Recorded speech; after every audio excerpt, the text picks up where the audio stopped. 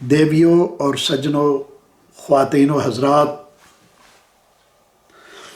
آپ کا میزبان تصدق حسین بخاری ایک نئی لوک داستان کے ساتھ آپ کی خدمت میں حاضر ہے۔ عشق و محبت کی ہزار داستان کے سلسلے میں یہ انمول کہانی ہندوستان کی ریاست راجستھان سے متعلق ہے، اور یہ پاکستان میں بھی یکساں طور پر صوبہ سندھ میں مقبول ہے، اور اسے پاکستان کی لوک کہانی عام طور پر سمجھا جاتا ہے، کیونکہ اسے حضرت شاہ عبد اللطیف بھٹائی جو کہ سندھی زبان کے شاعر ہیں اور ایک صوفی بزرگ کا درجہ رکھتے ہیں، سندھ میں ہیں بھی وہ صوفی بزرگ، تو انہوں نے اپنے رسالے شاہجو رسالوں میں اس کہانی کو لکھا تھا۔ سورت اور رائے دیاج کی کہانی گویا سندھ اور راجستھان کی مقبول ترین لوک داستانوں میں سے ایک داستان ہے۔ اس کہانی کا تعلق بھارت کی ریاست جوناگڑھ سے ہے، جس کو اب ریاست گجرات کہتے ہیں۔ جب 14ویں صدی عیسوی میں، یعنی آج سے 700 سال پہلے، وہاں ہندو راجہ رائے دیاج کی حکومت تھی۔ یہ اس زمانے کی کہانی ہے۔ رائے دیاج ایک بہت وجیح اور خوبصورت نوجوان تھا، لمبا چوڑا، بلند قامت اور خوبصورت نوجوان تھا۔ اس کی ایک شادی شدہ بہن تھی رائے دیاج کی، جس کی کوئی اولاد نہیں تھی، یعنی بہن کی کوئی اولاد نہیں تھی۔ وہ ہمیشہ پیروں فقیروں، سادھو سنتوں اور رشی منیوں کے ڈیروں کے چکر کاٹتی رہتی کہ شاید کہیں سے اس کی مراد پوری ہو جائے اور اس کو اولاد کا میٹھا پھل مل جائے، اس کی سنی جائے۔ آخر ایک بزرگ کی دعاؤں سے اس کو نوید مل گئی، مگر بزرگ نے اسے خوشخبری دیتے ہوئے یہ واضح کر دیا کہ اس کے ہاں ایک بیٹا پیدا ہوگا جو بڑا ہو کر اس کے بھائی رائے دیاج کی ہلاکت کا باعث بنے گا۔ یہ سن کر وہ بے حد مایوس ہوئی کہ ایسی اولاد کا کیا فائدہ جو اس کے بھائی رائے دیاج کی ہلاکت کا باعث بنے۔ بہرحال نہ جائے ماندن نہ پائے رفتن کے مصداق اس نے کچھ عرصہ بعد ایک بیٹے کو جنم دیا۔ جب اسے وہ پیشین گوئی یاد آئی تو اس کا کلیجہ مٹھی میں آ گیا کہ واقعی بیٹا پیدا ہو گیا ہے اور اب میرے بھائی کی زندگی خطرے میں پڑ گئی۔ اس نے جی کڑا کر کے بیٹے کو ایک ٹوکری میں ڈالا اور اسے دریا کے حوالے کر دیا۔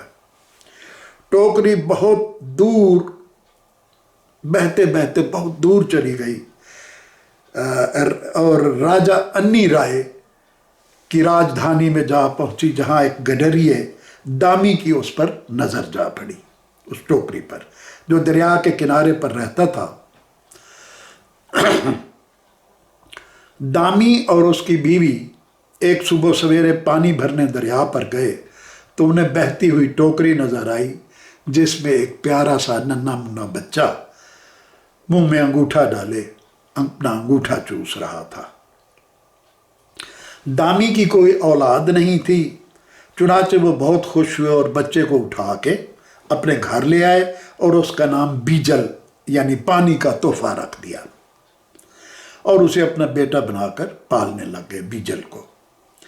جب وہ بڑا ہوا تو وہ گھر کے ڈھور ڈنگر مویشی چرانے لگا۔ مویشی گھاس پھوس چرتے رہتے اور وہ کسی درخت کے نیچے بیٹھ کر رائج الوقت آلات موسیقی سے دل بہلاتا رہتا۔ اس نے ایک مردہ ہرن کی سوکھی کھال سے ایک ساز بنایا،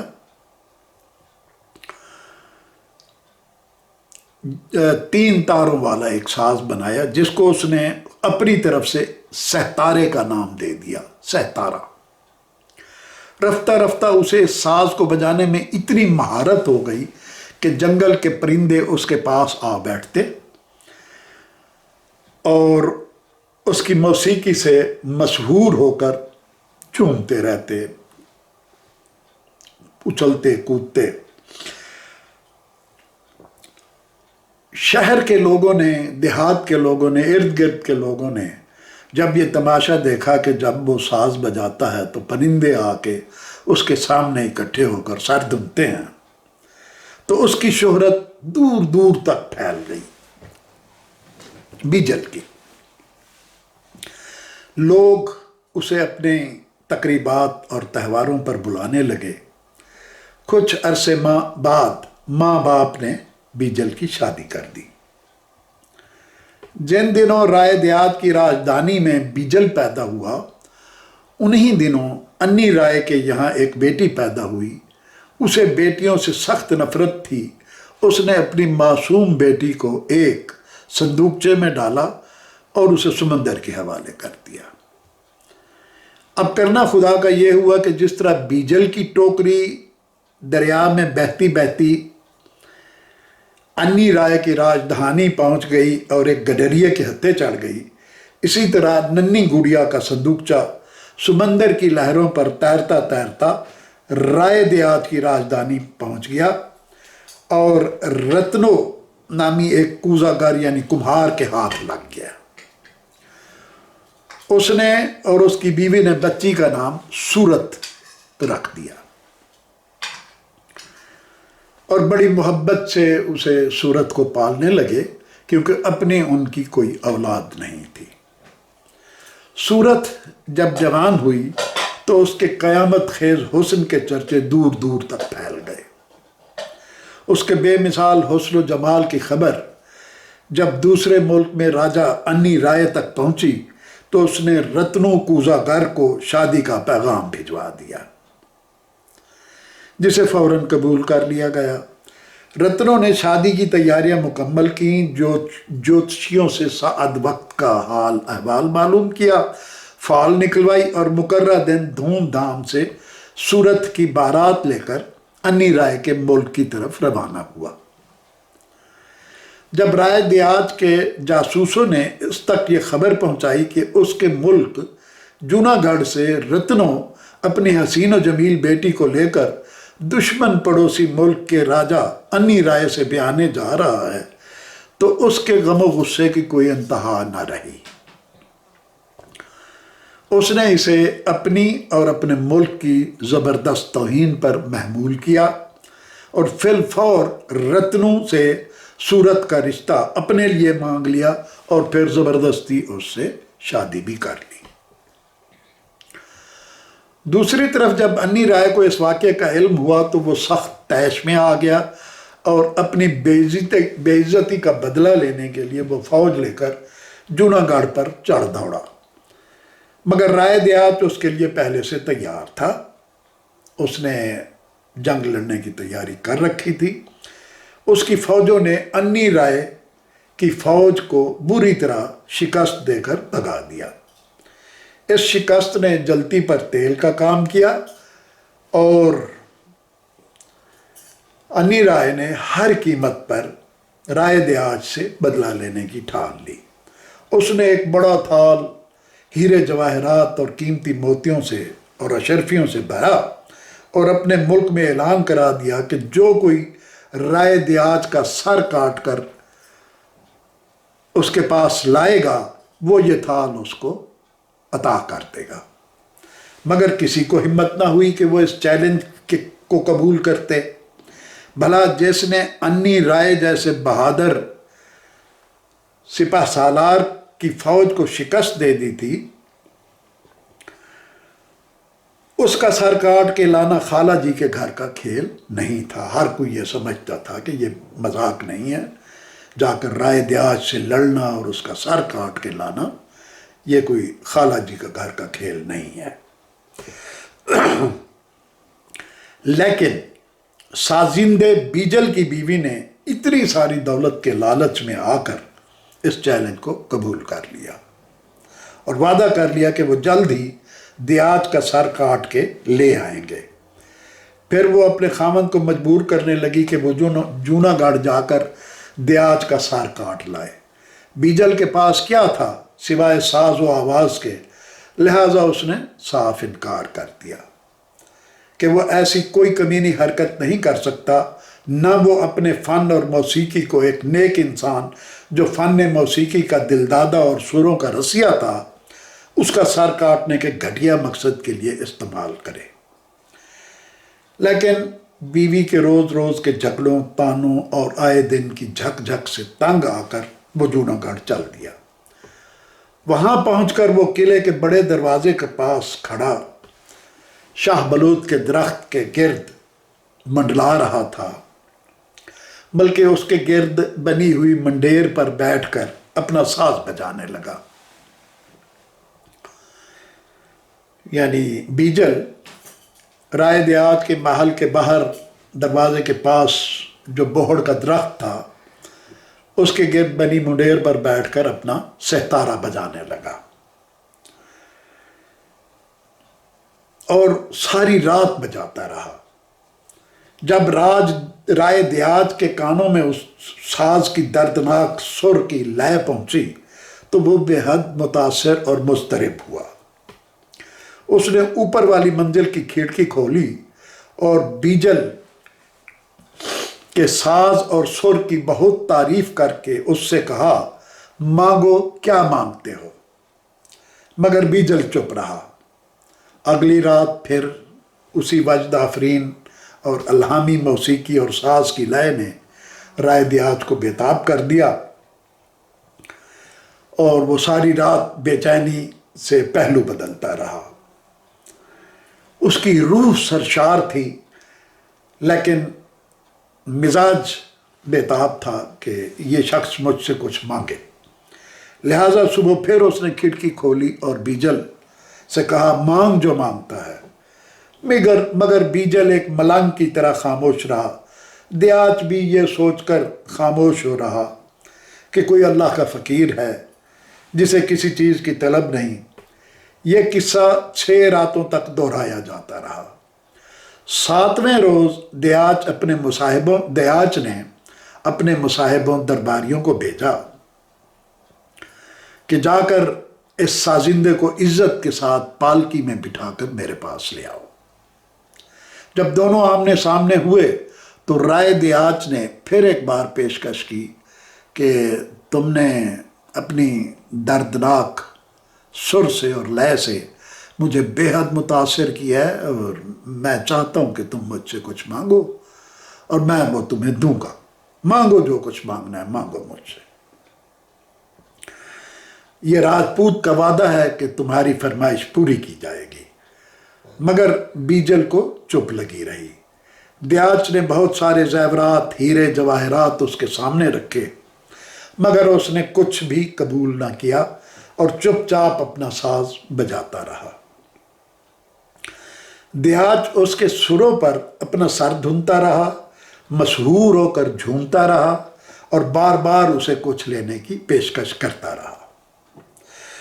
जब दियाच का इसरार बहुत बढ़ा तो बीजल ने अपनी ज़बान खोली, महाराज मुझे जो कुछ चाहिए वो आप नहीं दे सकेंगे। दियाच ये सुनकर बहुत हैरान हुआ कि मांगो जो मांगते हो। मैंने राजपूत माँ का दूध पिया है, मैं वादा करता हूँ कि तुम जो मांगोगे मैं दूंगा। तब बीजल बोला, मैं अपनी गुदड़ी में आपका सर काट के रखना चाहता हूँ। दियाच ये सुनकर हक्का बक्का रह गया, ये अजीब मुतालबा है। और उसने पूछा कि क्या तुम्हारा ये मतलब है कि मैं खुद ही अपना सर काट कर तुम्हारी गुदड़ी में डाल दूं? तो बीजल बोला, नहीं महाराज, मैं चाहता हूं कि आपका सर काट के मेरी गुदड़ी में डाल दिया जाए। अब दियाच का सर चकराने लगा और वो बीजल से बहस करने लगा। उसके दरबारी और मुशीर वजीर उसकी मिन्नत समाजत करने लगे बीजल की कि भाई कुछ और ले लो, कुछ और मांग लो, तुम्हें सब मिलेगा। लेकिन ये क्या, तुम राय दियाच का सर मांग रहे हो। مگر وہ اپنی بات سے ٹس سے مس نہ ہوا اور اڑا رہا کہ میں نے تو راجپوت اور باغیرت حکمران سے یہ فرمائش کی ہے کہ وہ اپنا سر مجھے دے دے اور میں گدڑی میں وہ لے کر چلا جاؤں۔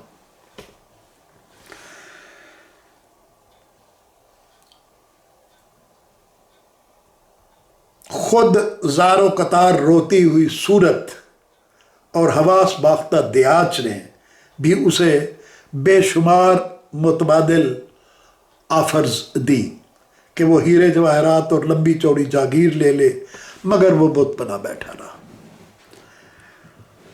جو بولا تو یہ کہ جہاں پناہ آپ نے راجپوتوں والا وعدہ کیا ہے تو راجپوتوں کی طرح اسے نباہیں بھی صحیح اور اپنا سر میرے حوالے کر دیں۔